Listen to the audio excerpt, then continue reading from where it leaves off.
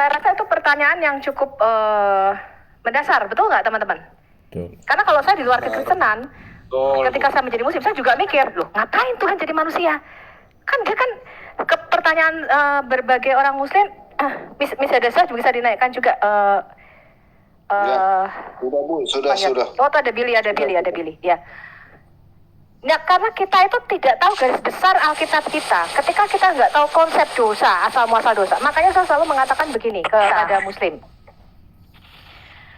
Kalau Anda itu kehilangan kitab Taurat, Anda itu bahkan nggak tahu kenapa Tuhan harus jadi manusia. Karena untuk bisa mengetahui konsep, kenapa Tuhan Yesus itu harus tusul jadi manusia, itu adanya di kitab Kejadian. Sehingga ketika kita itu tidak punya kitab Kejadian, ya blank, kamu nggak tahu. Jadi Alkitab Perjanjian Baru kalau Anda menjelaskan, ada banyak orang langsung baca aja Injil Yohanes gitu ya, pada mulanya adalah firman. Firman itu bersama-sama dengan Allah dan firman itu adalah Allah. Kalau saya enggak, saya akan mulai dari konsep kitab Kejadian, teman-teman. Karena pondasi daripada seluruh Alkitab itu adalah kitab Taurat. Ini teman-teman harus tahu dulu. Bukan Mazmur, bukan kitab para nabi. Pondasi itu kalau orang bangun rumah, nggak ada pondasinya tuh roboh, betul ya? Tanpa kitab Taurat, Anda nggak ngerti apa-apa. Anda bahkan nggak bisa ngerti kitab Wahyu tanpa Anda membaca kitab Taurat. Jadi pondasi dasar Alkitab kita itu kitab Taurat. Dan pondasi kitab Taurat adalah kitab Kejadian. Jadi dari Kejadian 1 sampai 50 Anda benar-benar harus ngelotok di luar kepala. Semua konsep, mengapa pertanyaan muslim ya, mengapa Tuhan jadi manusia, mengapa harus menebus kita dengan darahnya, itu hanya Anda bisa jawab kalau Anda benar-benar balik lagi ke kitab Taurat. Sebenarnya apa sih yang terjadi di kitab Taurat? Karena itu akibat. Jadi Yesus jadi manusia, dia anak Allah menyatakan dirinya untuk menghancurkan pekerjaan iblis, ya. Kemudian dia merebut kembali kerajaan Adam yang ada di bumi ini dari tangan iblis.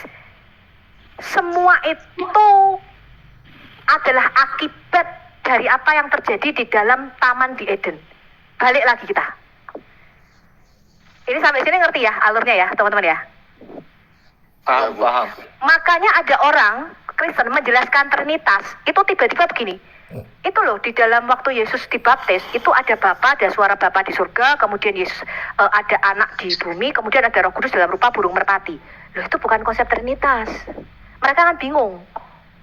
Itu kristolog, Anda harus balik lagi ke kitab Kejadian. Trinitas itu ada di Kejadian 1 ayat 1. Benar. Allah yang esa, di dalam dia ada firman yang kekal dan roh yang kekal. Contohnya, karena Anda menjelaskannya tiba-tiba masuk ke perjanjian baru, itu bingung. Makanya mereka mengatakan, loh 3 kok 1 kok 3. Contoh ya. Ini saya kasih contoh karena orang Kristen banyak menjelaskan tiba-tiba langsung, lah bingung. Wong konsepnya mereka itu Allah itu cuma tunggal kok. Konsepnya itu Allah tidak bisa masuk dalam ciptaannya kok, tiba-tiba kamu kasih ini ada Bapa, ada Putra, ada Roh Kudus, ya bingung deh Nen. Ya, karena harus kita balikkan dulu. Kalau Anda kembali, seperti saya pernah diskusi sama Umi Dini, ya walaupun ada ngeyel, tapi saya diskusi hampir mungkin 1 jam lebih. Dia bisa ngerti loh teman-teman. Karena saya ceritanya urut dari awal. Ya, nah saya akan jawab singkat. Kejadian sampai Wahyu. Tadi yang nanya siapa loh? Kau nanya kau turun ya? Yang nanya tadi siapa? Iya, yang tadi yang nanya ibu siapa? Ibu Asri ya. Mungkin dapat Asri, kok turun? Oh ya. Oke. Jadi begini, ya, Ibu Asri. Anda bisa lihat di channel saya Al Hayat Indonesia ya, YouTube saya, itu ada playlistnya menjawab Islam dalam 5 menit atau seri Unlock the Bible. Anda bisa lihat di situ judulnya, saya bikin 6 part ya, 6 bagian. Apa artinya Allah menjadikan Yesus sebagai Tuhan dan Kristus? Nah, kebanyakan orang Kristen ketika menjelaskan Tuhan, itu konsep mereka ke bawah Islam. Karena dalam bendanya Islam, ketika ngomong Tuhan itu Allah itu Allah Subhanahu wa Ta'ala, betul? Betul. Ya. Nah, itu nggak tepat. Nah, Alkitab nggak ngomong begitu. Jadi ketika kita menjelaskan, Tuhan kok mati? Tadi barusan dari Malikil nih, Tuhan kok berak? Tuhan kok punya, dia ngomong apa? Ada hal yang najis kata di dalam dirinya. J.K. Smiring menjelaskan dengan bagus. Anda dengarkan penjelasan J.K. Smiring. Karena dalam asosiasi mereka, ketika kita ngomong kata Tuhan, itu pikiran mereka tuh langsung Tuhan itu Allah, Allah itu Allah Subhanahu wa Ta'ala. Gitu loh. Itu Anda harus pahami dulu nih, psikologinya Muslim.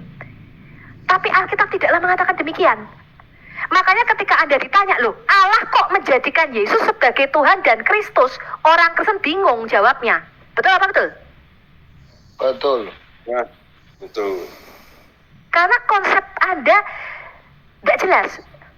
Saya berkali-kali menyatakan begini, Allah sama Tuhan itu beda konsep dengan Islam. Di dalam Alkitab kita, Anda lihat video saya pendek tuh, mungkin 5 menit, 6 menit. Bedanya Allah dan Tuhan. Allah itu dari kata Elohim di dalam Alkitab kita. Elohim itu bukan nama pribadi di dalam Alkitab kita. Jadi nama Tuhan kita itu bukanlah Allah. Elohim itu jenisnya, jenis makhluknya. 1 Korintus 15 Anda baca seluruhnya, mulai ayat 28 sampai ayat 45. Yang namanya Elohim itu adalah makhluk ilahi. Beda konsep, kalau di Islam mereka hanya kenal 2, kalau nggak Khalik ya makhluk, betul? Ya, Iya, benar. Alkitab nggak ngomong gitu. Alkitab itu mengatakan Allah kita itu termasuk jenis Elohim, termasuk jenis Allah. Di dalam Alkitab, Allah kita itu disebut Elohim yang tertinggi atau bapaknya para Elohim. Musa menyebutnya Allahnya para Allah. Anda baca kitab Taurat dan kitab Mazmur. Musa menyebut Allah Israel itu bapaknya para dewa, Allahnya para Allah, Allah yang maha tinggi dari semua penghuni surga. Ya, jadi Allah kita itu termasuk jenis makhluk ilahi, makhluk dalam dimensi tertinggi. Ini Anda harus pahami dulu. Yang termasuk jenis Allah di dalam Alkitab kita, pertama, Yod-Heh-Vav-Heh, Allahnya Israel, Allah yang kita sembah. Yang kedua, malaikat tertentu itu disebut Allah di dalam Alkitab kita. Anda baca contohnya Keluaran 13 dan Kejadian 22. Itu penampakan firman ya. Malaikat tertentu disebut Elohim. Kemudian setan-setan di dalam Ulangan 32 itu disebut Elohim, disebut Allah di dalam Alkitab kita.